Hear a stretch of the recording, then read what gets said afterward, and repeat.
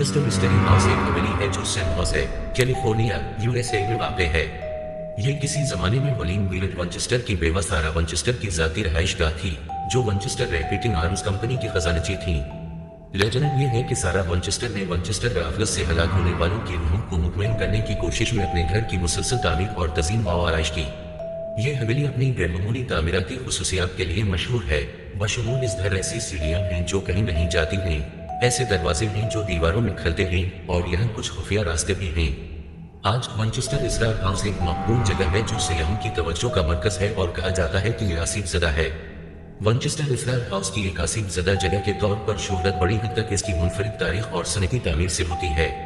سارہ ونچسٹر بیوہ جس نے ونچسٹر ریپیٹنگ آرمز کمپنی سے ایک وسیع دولت وراثت میں حاصل کی تھی، ان کا خیال تھا کہ ونچسٹر رافلز سے ہلاک ہونے والوں کی روحوں نے اسے لعنت بھیجی تھی۔ ان روحوں کو مطمئن کرنے کے لیے انہوں نے اپنی موت تک جو کہ 1922 میں واقع ہوئی تھی، تقریباً 38 سال تک مسلسل حویلی کی تعمیر اور تزئین و آرائش کی۔ گھر کے ڈیزائن میں بہت سی خصوصیات ہیں، جیسے کہ سیڑھیاں جو کہیں نہیں جاتی ہیں، دروازے دیواروں میں کھلتے ہیں، اور خفیہ راستے۔ یہ خیال کیا جاتا ہے کہ یہ خصوصیات انتقامی روحوں کو اجاڑنے یا پھنسانے کے لیے شامل کی گئی تھیں۔ مزید برآں زائرین اور عملے کی طرف سے غیر معمولی سرگرمیوں کی کچھ خبریں بھی شامل ہیں، جن میں بھوتوں کی شکل نظر آنا، عجیب و غریب آوازیں اور غیر واضح مناظر شامل ہیں۔ وقت گزرنے کے ساتھ حویلی سے منسلک ان کہانیوں اور نہ جانے سچے یا جھوٹے افسانوں نے اس کی ساکھ کو ایک عصیبی جگہ کے طور پر ایک مقام دیا ہے جو پراسرار اور غیر معمولی چیزوں میں دلچسپی رکھنے والے زائرین کو راغب کرتے ہیں۔ ونچسٹر اسرار ہاؤس متعدد کتابوں، دستاویزی فلموں اور یہاں تک کہ ایک فیچر فلم کا موضوع رہا ہے، جس نے اس کی حیثیت کو ایک دلچسپ اور خوفناک مقام کے طور پر مزید مستحکم کیا۔ اس ویڈیو میں ہم ونچسٹر اسرار ہاؤس اور ونچسٹر فیملی اور یہاں آنے والے زائرین سے وابستہ بہت سی پراسرار اور عصیبی کہانیوں میں سے صرف چند خاص سے متعلق ہی بات کریں گے، جو کہ اس گھر کی پراسرائیت میں نہ صرف اپنا حصہ ڈالتی ہیں بلکہ اس گھر کی پراسرائیت اور عصیبی حیثیت کو مزید بڑھاوا دیتی ہیں۔ کہا جاتا ہے کہ سارہ ونچسٹر نے حویلی کے بلو روم میں رات کے وقت محفلیں منعقد کی تاکہ روحوں کے ساتھ بات چیت کی جا سکے اور انہیں مطمئن کرنے کے لیے گھر کی تعمیر کے بارے میں رہنمائی حاصل کی جا سکے۔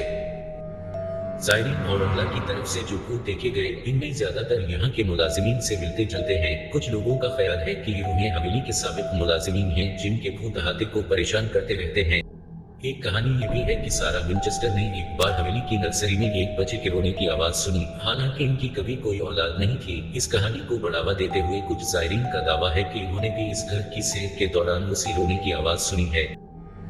سارہ ونچسٹر نے مبینہ طور پر حویلی میں کئی کمروں کی تعمیر کا حکم دیا تھا جنہیں بعد میں سیل کر دیا گیا تھا کہ کبھی نہیں کھولا جائے گا۔ یہ قیاس کیا جاتا ہے کہ ان کمروں میں بے چین روحیں یا پوشیدہ راز ہو سکتے ہیں۔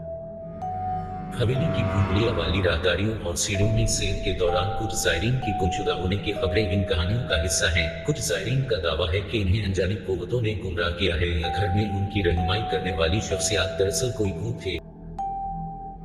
متعدد زائرین کی طرف سے حویلی کے اندر درجہ حرارت میں اچانک کمی یا ٹھنڈے ہاتھوں کے چھونے کے احساس کی خبریں ملتی ہیں۔ ان باتوں کی وجہ زیادہ تر بھوت بتائے جاتے ہیں جن کی موجودگی یہاں سے منسوخ کی جاتی ہے اور خیال کیا جاتا ہے کہ وہ اس گھر میں رہتے ہیں۔ ونچسٹر اسرار ہاؤس میں آنے والے زائرین کے ٹور گائیڈز کی کہانیاں بھی شامل ہیں جن کے بارے میں بتایا جاتا ہے کہ وہ اچانک بغیر کسی نشان کے غائب ہو گئے۔ کچھ لوگ قیاس کرتے ہیں کہ شاید یہ گائیڈ خود روح تھے جنہوں نے حویلی کے خوفناک ماحول میں اضافہ کیا۔ اس اسرار گھر کی سیر کے لیے آنے والے زائرین میں سے بہت سے زائرین نے دعویٰ کیا ہے کہ انہوں نے ونچسٹر اسرار ہاؤس کے اندر لی گئی اپنی تصویروں میں عجیب و غریب بے-ضابطگیوں کو پایا ہے، بشمول دھندلی روشنیاں، دھندلی شخصیات اور غیر واضح سائے۔ ان مناظر کو اکثر لوگ اس گھر کے اندر غیر معمولی سرگرمی کے ثبوت کے طور پر مانتے ہیں۔ آپ کے خیال میں یہ گھر آسیب زدہ ہے یا نہیں؟ اپنی رائے سے آغاز ضرور کریں۔